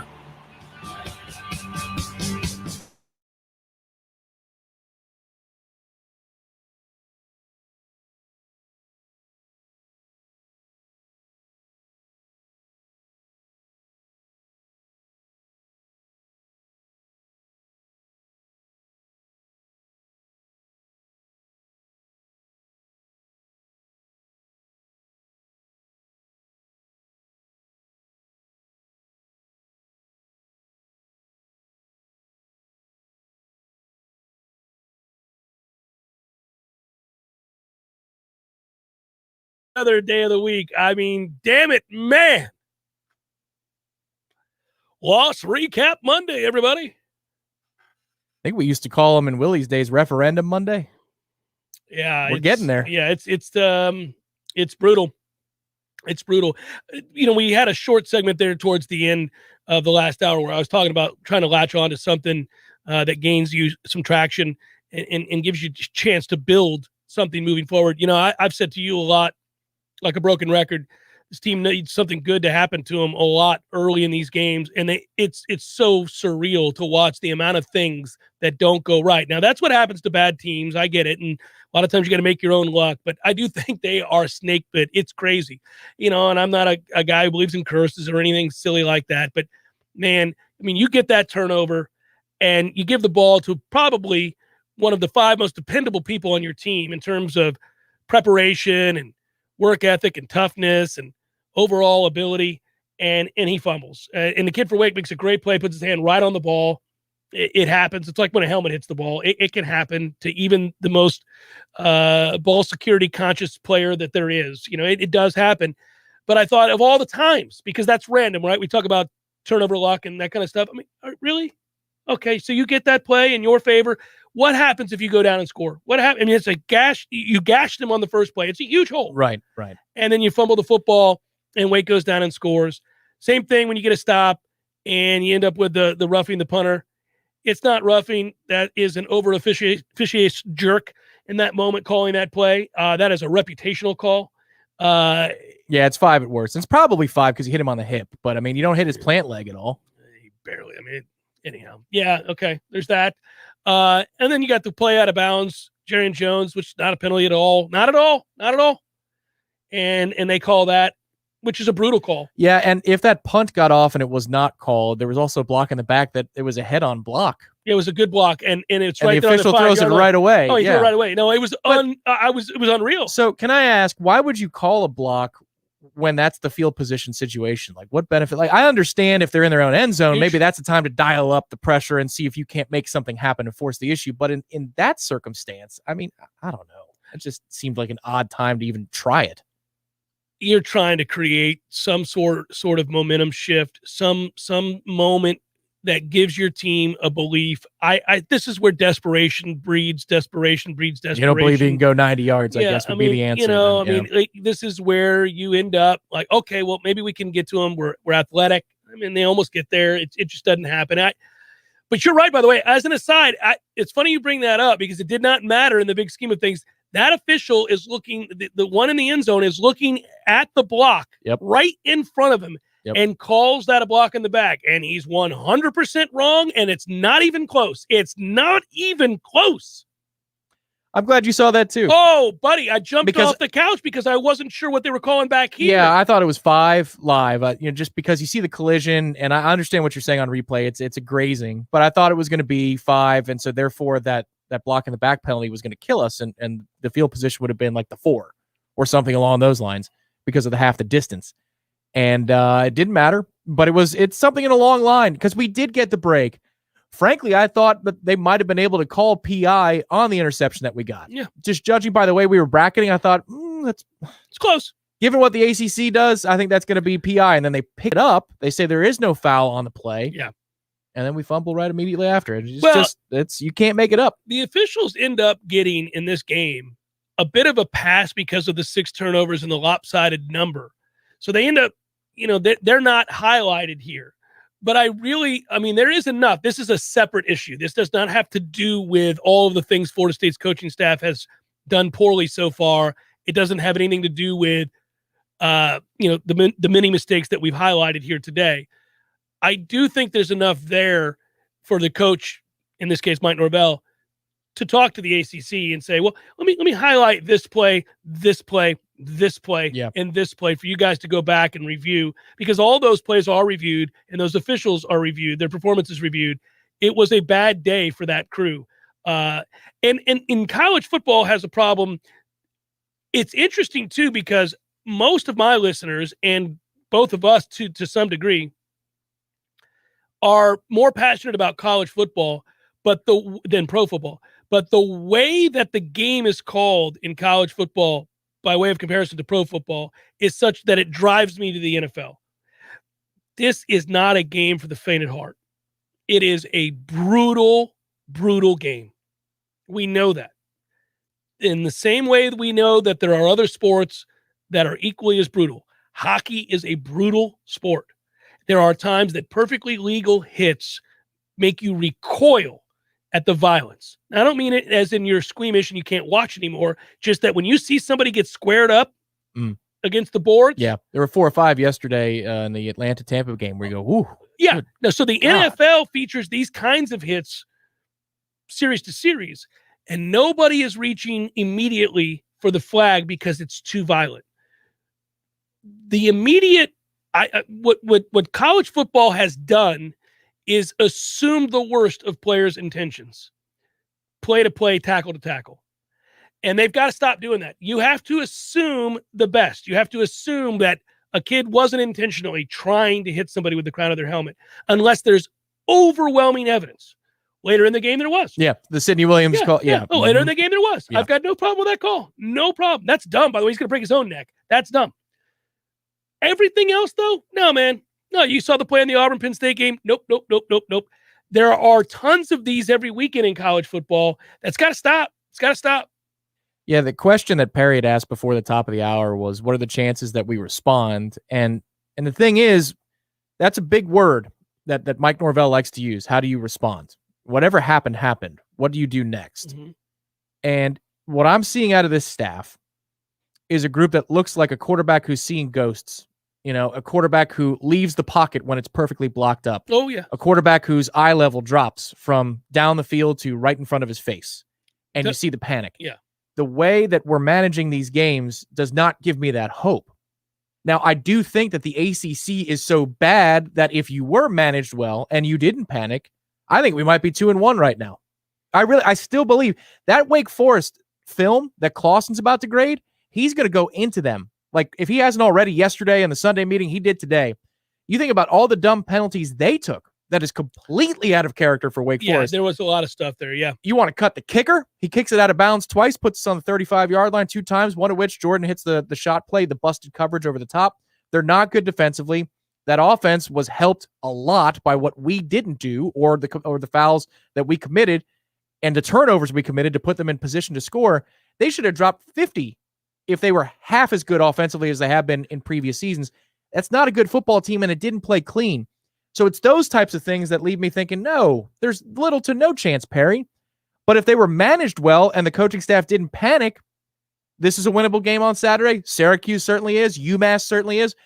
I don't know what to make of North Carolina. They're Jekyll and Hyde. Now they scored a hell of a lot of points on Virginia over the weekend. I know enough not to assume that we have a chance to beat North Carolina, but I'm going to assume that it's not an automatic loss as well. So, I mean, right now we haven't won a game. But in order to entertain that idea about going 0-3 like we did in 1976 and then going on a run, you have to believe that your coaching staff has the stomach to handle adversity and not panic. And right now, I don't see evidence that we can and that we should believe that. So I do agree that there's no evidence in which you would say I have faith in this staff currently other than rhetoric. So, in the sense that the talking points often sound like the right thing to say. I believe that there is conviction there. I do believe that the way that we watch them perform and conduct practice suggests that they do have sort of an underlying credo by which they want players to adhere. But we also have seen overwhelming evidence that it goes out the window when things begin to unravel. And they also have not put these kids, and I mean on game day, I'm talking about on game day, the kinds of decisions that they make don't seem to suggest the faith that they say they have in these players. Yeah, so that Notre Dame 4th down in the third quarter, right, on our own 30-whatever yard line, we debated that call at the time. What I had said on the postgame show is it reminded me of the kid who's playing Madden online and is like, F it. If I don't make it here, I'm just going to quit. And, so they don't get the 4th down, and you see the connection to your opponent has been lost. Obviously, like I thought in the moment, that's not that great because you're risking a lot of goodwill, and at that point, Notre Dame could have blown you out, and the recruits don't have a good time, and now you've risked way too much in that one call. Okay, we could debate whether or not that was right. There's been like 5 moments like that since then where you're going, what are you doing? There's no composure. The way the game is called is the message to the fans. And you see what we've seen the last few weeks? That's not composure, man. So, again, agreed. This is where we get back to what evidence do we see that things are changing starting this week? There's nothing to go back and fall back on from this last game that gives you any faith that things will be better. will be watching very, very closely this Saturday. That's all you can do. I do think they have the buy-in of the players. I do believe that to be true. I'm going to continue. Oh yeah, I do believe that. I think that this is a group probably, is absolutely devastated by the way any group would be. Any group would be. But I don't see evidence of quitting. So I think they'll keep fighting. When you run off the amount of players that they ran off so far, I think one of the things you're trying to ensure is that if you encounter tough times, that you are going to have at the very least the bare minimum effort that is necessary to improve each week. And so I think that, they've got a bunch of kids that if they were still here and they're a veteran player, clearly bought in. And if you're a transfer portal, what are you going to put bad tape? You're trying to get to the league, so I think they'll continue to fight, which gives them a little bit of hope if they clean some things up within the coaching staff that they can get better. I do know also that if you win a football game, God forbid, there's nothing wrong with going out and putting yourself in a position in the fourth quarter, which they did in both the first two games. I know they're two very different games, but nonetheless, they did put themselves in a position to win the Notre Dame game. They put themselves in a position clearly to win the Jacksonville State game. If they could get a win, they could exhale for a moment. I do think there is a need for them as a coaching staff to calm down. They seem panicked. They seemed absolutely I don't want to say scared. Just, again, I used the phrase grasping at straws last hour. It feels like whatever sticks against the wall in a moment. Oh, we found something. Let's just do this. No, man. What do you want to be, coach, to that? What can you be? What does your personnel suggest that you can be? There are certain things it cannot do, and you know this. You're not going to run slow developing, deep passing plays because A, your quarterbacks aren't good enough, and B, your offensive line sure as hell isn't good enough. And I guess maybe I've got these out of order, but your receiving core isn't great either. So you don't have a lot of options there. So you can't be that. Put that over here. You can dial up shot plays. That part we've seen. You can dial up a shot play or two. So let's start figuring out what you can do. It's all relative. It's to varying degrees. You're not going to be dominant at anything, especially with an offensive line that plays like that and looks like that and is hurt as that. But you've got to figure out something and then just say that's what we are, and win or lose, that's what we're going to run. At least then you have a consistency. You have a game plan that you can adhere to. Players know what to expect. Find something you do well. Every team does something well. Doesn't mean you're in a championship caliber team, but every team does something well. I think it's remarkable, and I mean this as a compliment, how calm you are handling this particular thing and this particular storyline. Hit rock bottom. Because if throwing stuff against the wall, I think we would both agree that there's a lot of that going on the offensive side. No, it's awful. Kenny admitted to it today in the press conference. Then what's the point of camp and what's the point of the week of install? They have failed the players in a way that is spectacular, Tom. I don't think there's any. If you want to remove yourself from getting into arguments about X's and O's and play calling, which I think is a good idea for any fan to do, remove yourself from the play calling and the X's and O's, okay? Because here's something I have learned over the years. You have too. Anybody who covers and gets a peek behind the curtain understands something. Nobody, it doesn't mean you're a good coach, okay? There are a lot of facets to being a good coach. But nobody gets to this level without having a firm understanding of the X's and O's of football. If you put them in a room and ask them to discuss the principles of whatever you want, you name your offense, name your defensive logo, they could all do it. They could all do it. Even the worst coach could do it. Doesn't mean you're a good coach. Doesn't mean you can get kids. Doesn't mean you're a motivator of men. Doesn't mean you can get guys to execute. Doesn't mean a lot of things. You may, in the moment, do exactly what we've seen and panic and call something that runs counter to what you've tried to establish already. We see evidence of that all the time, and that's when you break people down and say, this guy is not a good game coach. Maybe he's a good segment coach or position coach, but he is not a good game coach. That's all well and good. But all of them understand the game. You could not have you can fake your way in high school. You can fake your way being a coordinator in high school. You can maybe fake it. You're not getting to a Power 5 program making that kind of money without having an understanding at the very least of the game, the X's and O's of the game. So why do I bring all that up? I think if you remove yourself from the arguments about play calling and X's and O's, and instead look at how this coaching staff has failed its players big picture. To your point, they established something in spring on into the fall. They repped certain things incessantly as if to suggest this is how we have to win games. This is who we are. This is based on my evaluation of the personnel. And then in the games, they've panicked and gone away from it, and they can't find any one thing that they want to be. That is a failure. That is a panic-stricken maneuver. It is something that suggests leadership is not as strong as it needs to be. It's also fair to say in that moment, even if you criticize Florida State's personnel and say that for Florida State or for even a middling ACC team, they're not all that talented. Okay, fair. Are they more talented than Jacksonville State? Because I think the answer is a resounding yes, and you lost to Jacksonville State. So it's inarguable that they're poorly coached. It is inarguable. Even if you're the greatest supporter in the world of the program and the staff and Mike himself, it is inarguable. Florida State has better players than Jacksonville State, and they lost to Jacksonville State. Florida State, your own assessment here, Tom, is that they have maybe not position by position, but player for player, as good a talent as Wake Forest. I wholeheartedly still believe that. Okay. Nothing about what I saw on Saturday changed my idea of what the relative strengths of those two teams would look like. And they got blown out by Wake Forest. So, again, that would be poor coaching. There's no doubt. So, from here, once you've hit this kind of rock bottom, that's a long, cold, hopefully honest assessment that you have to do if you're Mike Norvell of yourself, the way you're running the program, the way your coaches coach for you. What you believe in moving forward is going to dictate whether or not you have any chance to keep this job at the end of next season.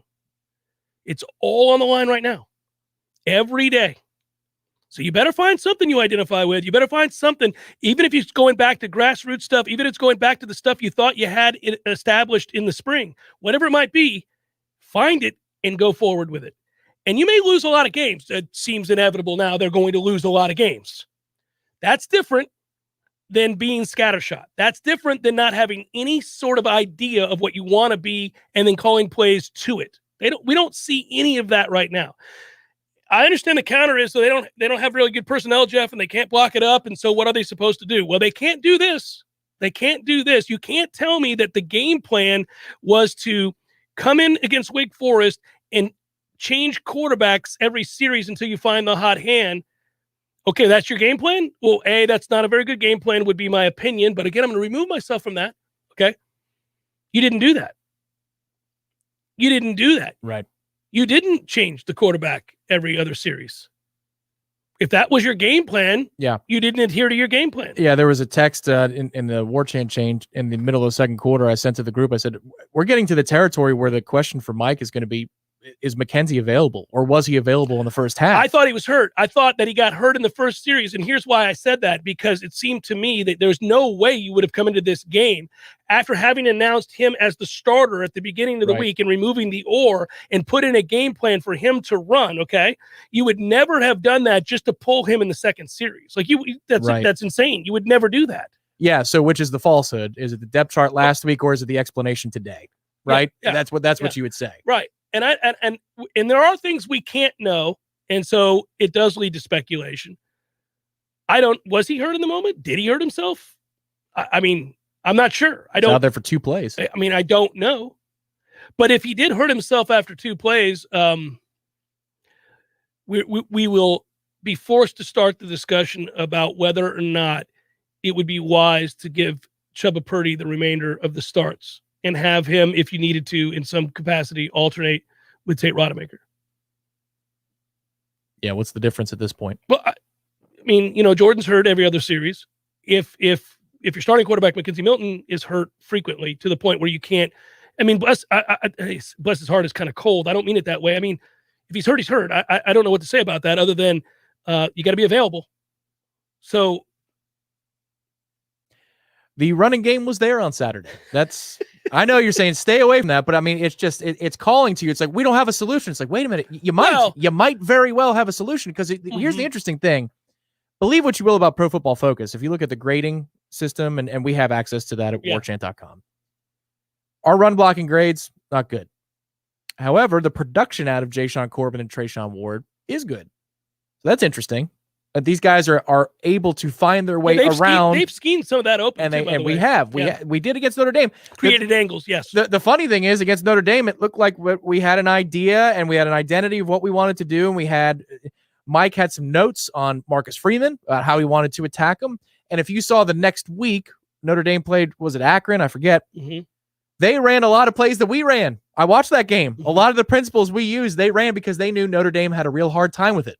So our film made it to another offensive staff's film, and they said, oh, I like what Florida State's doing here. Okay, let's copy that. Let's use that in our scheme. It went from that to, oh my God, you have one advantage in this game, and that's you can run the football down their throat, and we're deciding to do anything but. You have that advantage not because you're overwhelmingly more physical up front than Wake's front, but because Wake came out in a defense that told you we'll give you the run. And they're also bad at it too. I know, but even if let's just remove that. They are bad at it. Yeah. They gave you the look that says run the ball.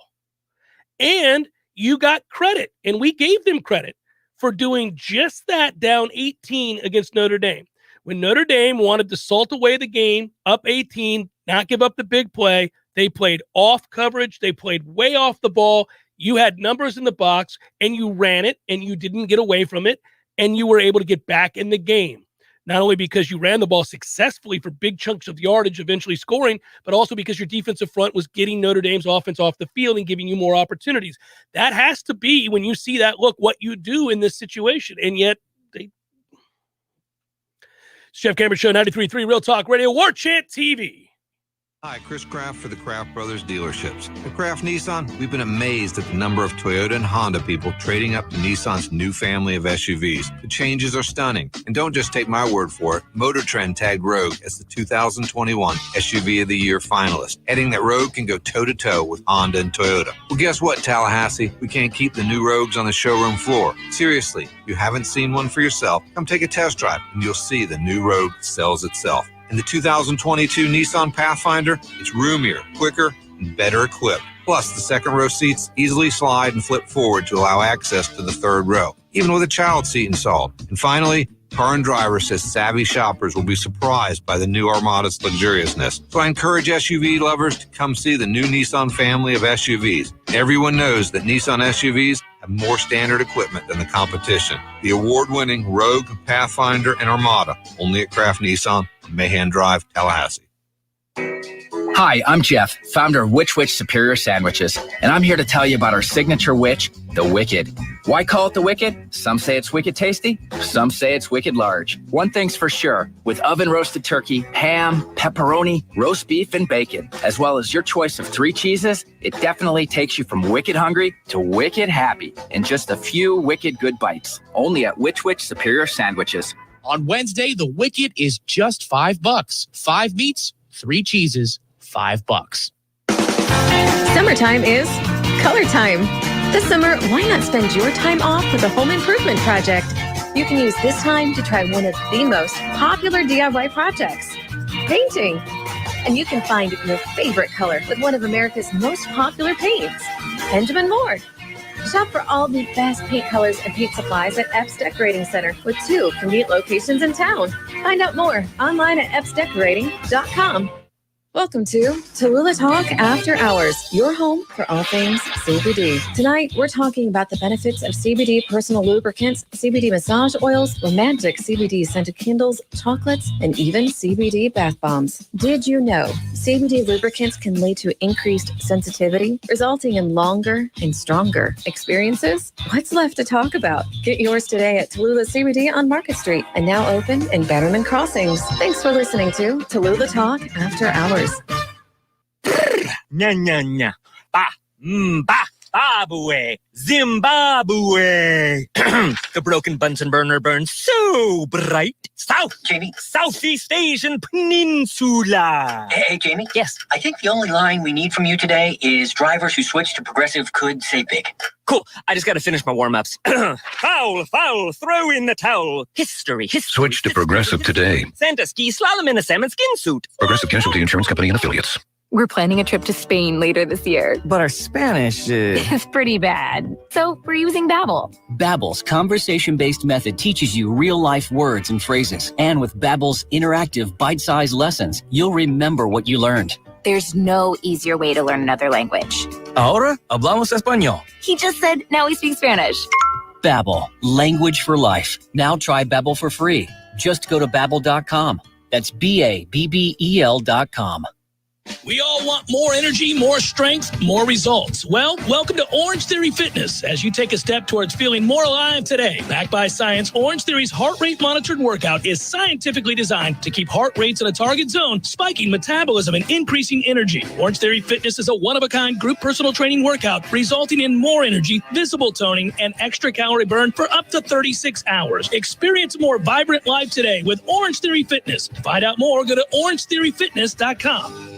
The Jeff Cameron Show is a production of the Warchant.com Multimedia Network. Check out Warchant.com today for the latest news inside Florida State athletics. That's Warchant.com. Now, back to Jeff on Real Talk 93.3.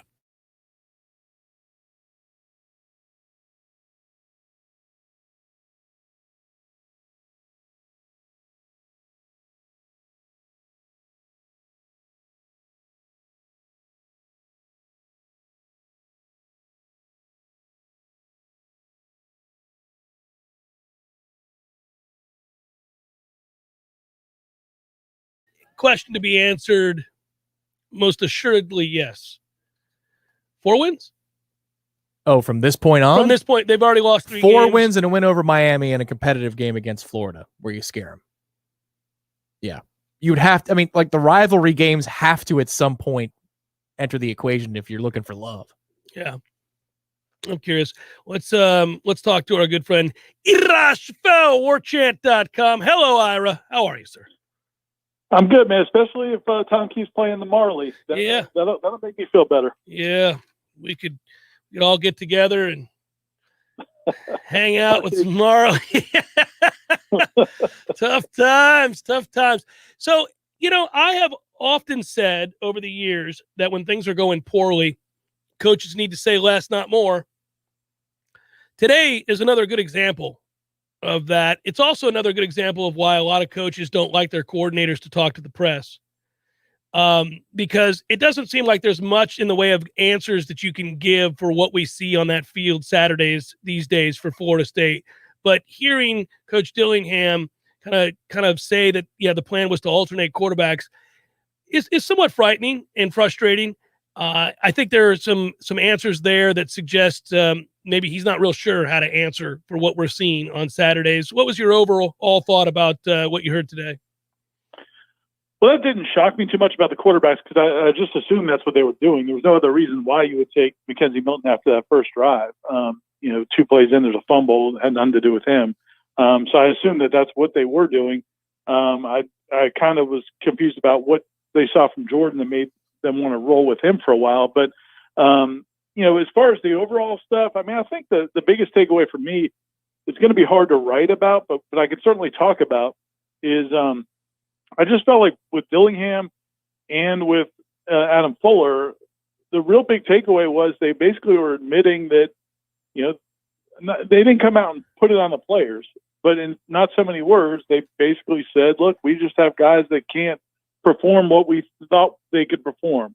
So in the defensive situation, Adam Fuller said, the reason they played aggressively on the edges with the corners and been more physical up front is trying to take away some things, and it has taken away some things, but then they haven't been sound when people have challenged them with deep shots and, just poor technique and decisions by the cornerback. So he said, look, we're going to have to basically figure out if we're asking guys to do things they can't do. Same thing offensively. Wake Forest was playing 6 in the box the whole game. I asked, Kenny, why you don't try to run into that. And he said, basically, we couldn't block them. So that's basically saying, well, we've got 2 offensive linemen out, and we couldn't do what we wanted to do. So, and he said the only things that worked were when we did things to trick them into busted assignments, which they did. They hit some good, decent runs. But to me, that was the biggest takeaway is they've realized now that they've got guys who can't win one-on-one battles. They've got guys who can't beat the opponent physically. So they're going to have to figure out ways to help them scheme-wise. Now, whether or not they can do that, we'll have to see. Yeah, it makes you wonder what they're assessing at practice every day, to just now figure out that they really are going to struggle to block it up. But also when a team's playing off like that, you can run the ball, and they just never really committed to it until later. The game plan seems haphazard at best, which suggests panic. I also heard enough from Coach Norvell in the aftermath of this loss to Wake that seemed to suggest that, obviously he had delegated a lot of play calling to, Coach Dillingham and really his coaches in general, whom he trusts, I'm sure. It will be interesting to see now if he has to reassess that and kind of take over all duties at this point, because it's ultimately where the buck stops. It's him. And there's no getting around the fact that at 0-3, this is a disaster. I wonder if we'll see any changes in the way they go about operating on a day-to-day basis. Yeah, I mean, if there are in terms of that, they certainly weren't, revealing that today. I mean, when we asked about play calling, Kenny Dillingham said that, they both said that, we go way back, that, we've worked together for so long. We're very much hand in hand. It's a collaborative effort. Mike Norvell said he has total confidence in Kenny Dillingham, but then he also did say at different times that there were some calls that that they were not good calls, and they were honest with the players that they made some calls that were not good calls. We'll have to see how. He did say they're going to evaluate it. Kenny Dillingham said, a lot of it is scripted. The first, 9 plays is scripted, and then they have scripts for different situations. Like these are our 3rd and 1, 3rd and 2 plays. These are our 3rd and 3 and 4 plays. These are our 3rd and 6 and 8 plays. And so, basically that's all determined before the game. And then he's just picking the one, probably, based on personnel at that time, to go with. But, it's going to be hard to know if they're going to make any changes in that area until Saturday, but we'll have to see. The one thing, the other thing that I thought from a big picture standpoint is they're kind of giving contradictory statements, especially about the offense. On the one hand, Kenny Dillingham admitted they don't have an identity on offense. And I think Mike Norvell mentioned something along those lines too. They don't have an identity on offense, but then they talked about the way that they're going to try to fix what's going on right now is to be more creative with play calling to put their guys in better situations to win. Well, that generally, I'm curious to see how that plays out, because generally those two things don't go together. If you got to be super creative to figure out ways to help your players because they can't win one-on-ones, then it means you probably don't have an identity. Because if you have an identity, that means this is what we do no matter what the opponent does. And I don't think Florida State feels good about anything they do on offense to establish an identity. Did we get any updates in terms of personnel and guys that they hope to get back? Because obviously I do think they are hindered, not that they're good and not that they're doing a good job, but they are hindered by having guys out on that offensive line. Did we get any updates there? He did say that they thought last week there was a good chance they might be able to get, he said both offensive linemen, so I'm assuming he means Maurice Smith and Robert Scott, that they felt like they were going to get them back, and then they found out they weren't going to get them back. And I know Norvell said after the game that Robert Scott was a game time decision. So you would think he'll be back this week. Maurice Smith was in street clothes, so I don't know that he was as close as Robert Scott was, but I do think if they get both those guys back, it's a big deal. Before the season, they said they thought they had, 7, maybe 8 offensive linemen, to work with. Well, those are 2 of them, and 2 starters, and then they've also kicked 1 guy off the team. So they're playing, 1 or 2 guys in these games that they wouldn't have necessarily counted in their top 7 going into the season. Any updates on Jordan Travis's health? Just that they're going to observe him. Mike Norvell said that Jordan was sore yesterday, and they're going to have to see how he is. But and as far as the quarterbacks go, and I'm sure you heard it, they're they're they feel like they both bring different things to the table. Now, if Jordan's banged up, then the thing that he really brings to the table isn't much of an option. So we'll have to see. McKenzie's list is the starter on this week's depth chart. My guess on Monday is that he's going to play more, but we'll find out when the game starts. Yeah, God forbid somebody fumbles on a handoff up the middle. They may have to pull him for a bunch of series in a row. You never know. I am curious also, at least in terms of what can be gained week to week when you've hit rock bottom, and they have. I referred to any loss that occurs from this point forward, really after you lost to an FCS opponent at home, is just gratuitous violence. It's just, at this point, it doesn't mean you're any lower. It just means you're as bad as you were the week before, which is as bad as it can get. So I am curious, what do you think we'll see Saturday against Louisville? Is it a team who is still invested? Because I didn't see them quit, Ira. I went back and watched the game. I don't think they quit. They had a couple of moments of lackadaisical play when they were getting blown out, but there wasn't real quit, not as a team. And B, if you're just a fan of the program and you care about Florida State, look, they're going to play the rest of these games. You can't go home and take your ball with you. They're going to play these games.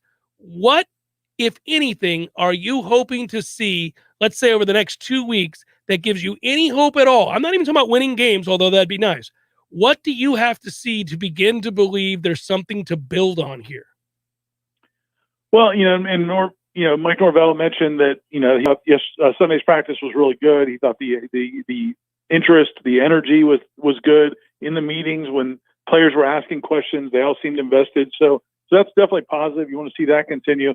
The biggest thing to me, and the coaches basically admitted today, was that they don't have a good feel or they're trying to get a better feel for who can do what in what situation. And, yes, that should have been determined during preseason camp. It probably should have been determined in spring practice and in the first couple of games. But I think they're finally coming to grips with, okay, these are the things we can't ask this guy to do. This is the thing he can do. How can we put these guys in positions where they can do what they're capable of doing and stop asking them to do the things they're not? And, I think that, that to me is going to be the key to whether or not they win some of these winnable games. Because again, up until this point, the only game we penciled in is a likely win or sure win was Jacksonville State. It's these next few games where they had to really, you expected them to win some of these games. You expect them to beat Louisville at home and Syracuse at home and UMass. So these are the games they have to get.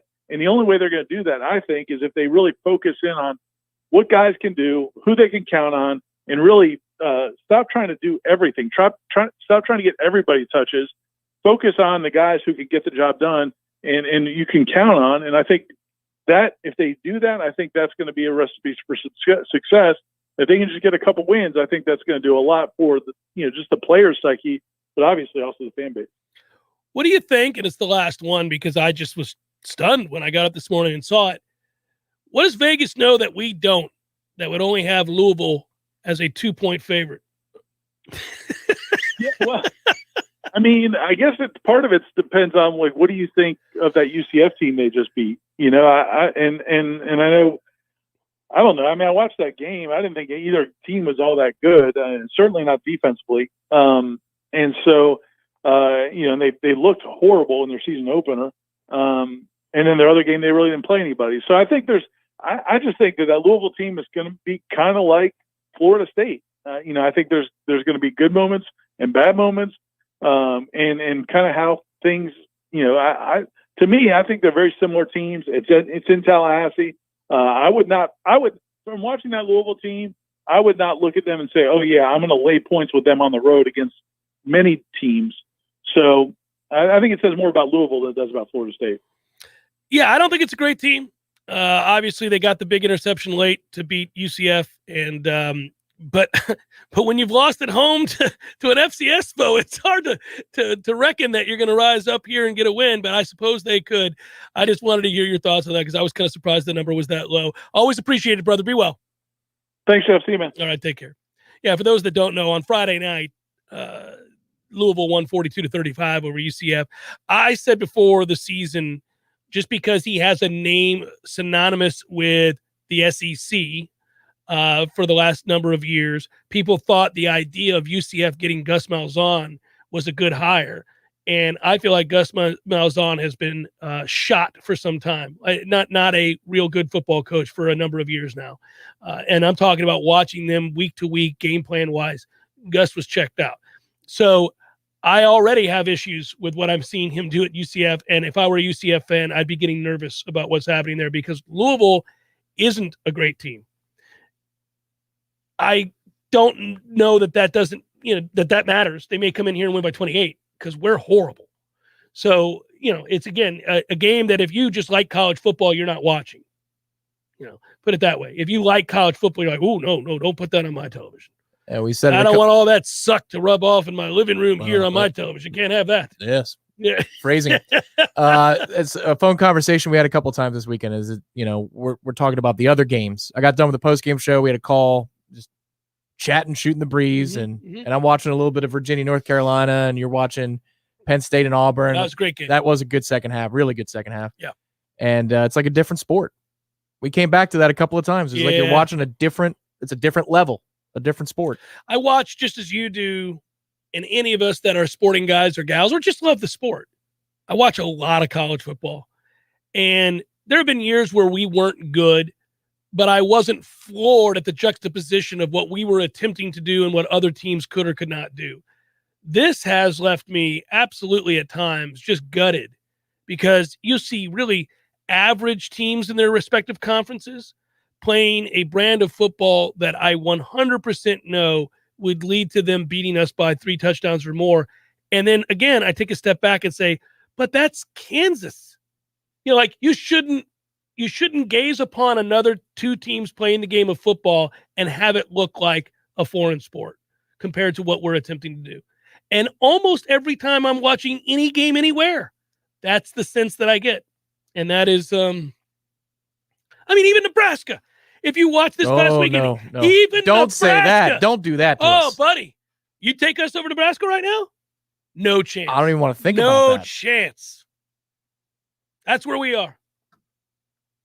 They played hard for him on Saturday. They played physical. They were in the game. Did they? Oh well, it's Oklahoma. That's right. Yeah, they were there. They were in it. It was right there.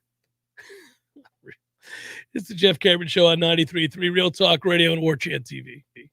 Your local news now. The Tallahassee Police Department is investigating an overnight shooting that left a young man dead. The shooting happened just after 1 a.m. on Sunday. Investigators say one victim, a young man, was located at an apartment complex on the 1500 block of Stone Road. It is unclear how old the young man was. The Tallahassee Police Department is also investigating a second overnight shooting in the capital city that happened just hours after the first. According to TBD, the second shooting happened around 3:30 a.m. on Sunday outside a home in the 2100 block of South Meridian Street. Police say one victim, an adult man, was found dead. TBD says both are open and active investigations, and updates will be provided as more information becomes available. At this time, it is unknown whether the 2 cases are related. Detectives are asking anyone who may have witnessed either shooting or has any information to call 850-891-4200, or you can also remain anonymous by calling Crime Stoppers at 850-574-TIPS. This is Rachel Lene with your Real Talk 93.3 Local News Update, brought to you by McEnmore Systems, Tallahassee's go-to Mac store. Check them out online at McEnmoreSystems.com. This is meteorologist Paul Trombley with your Real Talk 93.3 weather update. Scattered thunderstorms likely this afternoon, otherwise overcast skies. Highs level up around 86, winds out of the southwest, 5 to 10 miles per hour. Overcast tonight, scattered thunderstorms likely, lows dip down to about 73. Sunshine mixed with clouds at times. Tomorrow, isolated thunderstorms likely, daytime highs approaching 88. This report is brought to you by The Lawn Johns. For all your landscaping and lawn care needs, visit thelawnjohns.com. Right now, 87. Hey, Nole fans, our partner ISF Inc. is a national management and IT consulting firm located right here in Tallahassee, Florida, solving the future for state governments through strategy, process, and technology. As a trusted advisor for state government, including public health and emergency response agencies, our friends at ISF recognize September as National Preparedness Month and want to help you be safe this hurricane season. Visit ISF.com to learn more and download your emergency preparedness plan today. ISF, solving the future. Greg Tish, Real Talk 93.3. Hey everybody, this is Greg Tish. Thank you so much for listening to Real Talk 93.3. Don't forget you can check out me and Maddie Rowe every Monday through Friday from 6 a.m. to 9 a.m. on the Greg Tish Show. Wake up with a smile. with the Greg Tish Show. How's that sound, Matty Mo? Is that a good promo for you? That's good enough for me. Is that good? Are we It's at good for 30 everybody. seconds yet? Right about now. The Greg Tish Show, Monday through Friday, 6 to 9 a.m., only on Real Talk 93.3. We all want more energy, more strength, more results. Well, welcome to Orange Theory Fitness as you take a step towards feeling more alive today. Backed by science, Orange Theory's heart rate monitored workout is scientifically designed to keep heart rates in a target zone, spiking metabolism and increasing energy. Orange Theory Fitness is a one-of-a-kind group personal training workout resulting in more energy, visible toning, and extra calorie burn for up to 36 hours. Experience a more vibrant life today with Orange Theory Fitness. To find out more, go to orangetheoryfitness.com. The Jeff Cameron Show is a production of the Warchant.com Multimedia Network. Check out Warchant.com today for the latest news inside Florida State athletics. That's Warchant.com. Now, back to Jeff on Real Talk 93.3.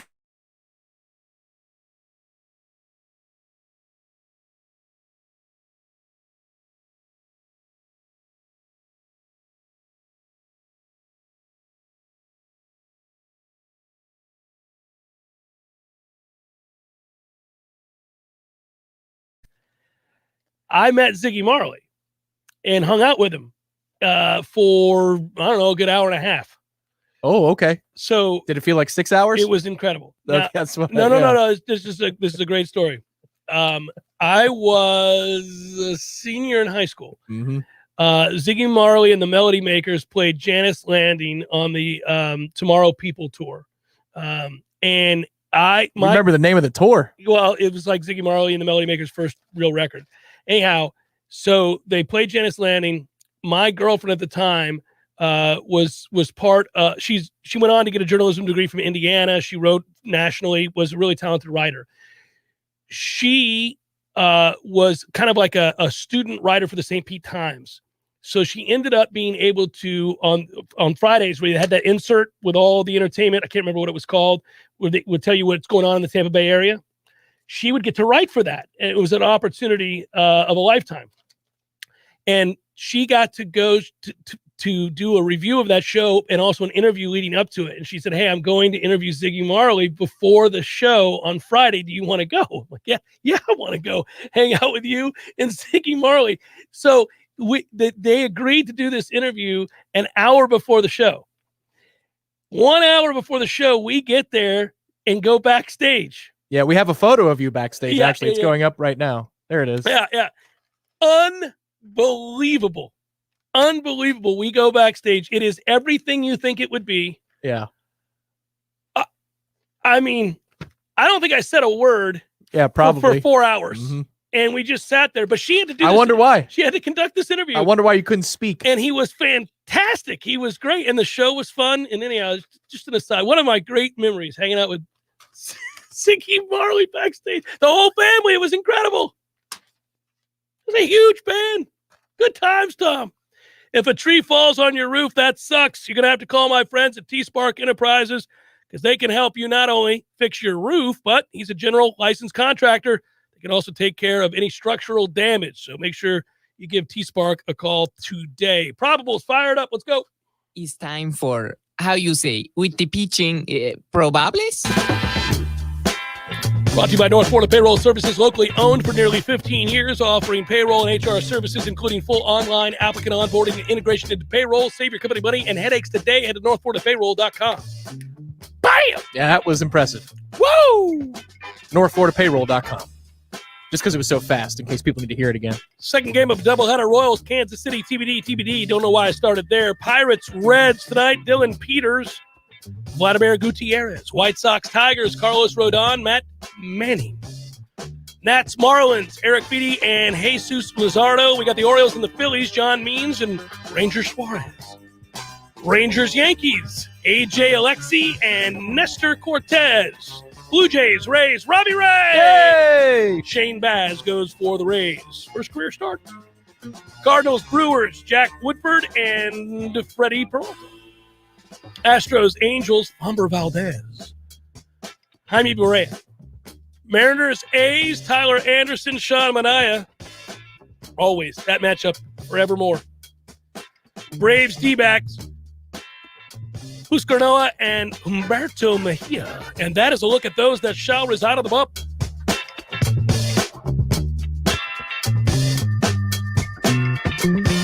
Yeah, so, again, man, Ziggy Marley's a cool cat. So you're saying you had a better time meeting Ziggy Marley than you did, I don't know, watching the game on Saturday? Oh, man.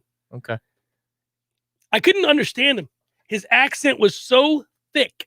I mean, so thick. I spent the first 15 minutes just kind of staring at him and him probably thinking that I was, zooted. And, yeah, right. Yeah, exactly. But I mean, I could not understand him. And then finally I was like, okay, I think I got it. I got the rhythm of this. It's music. It was beautiful, but it just took a little time. That's a cool. I don't know how to respond to that, so I'm going to segue and ask you, how much did you enjoy the game last night?